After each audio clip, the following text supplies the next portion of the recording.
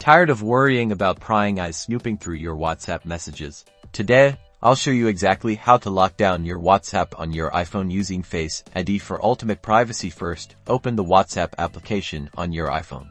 Once you're in WhatsApp, look at the bottom right corner of the screen and tap on the settings icon. It looks like a gear. In the settings menu, select account. You'll find it near the top of the list. Now, tap on privacy. This is where you'll find all your privacy-related settings. Scroll down until you see screen lock and tap on it. You'll see an option that says require Face ID. Toggle the switch to the right to turn it on. The switch will turn green when enabled.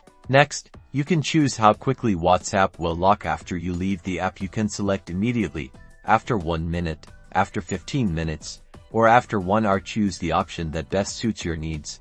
And that's it. Now, whenever you open WhatsApp, it will require Face ID to unlock, keeping your conversations safe and secure. This adds a valuable layer of protection to your personal communications.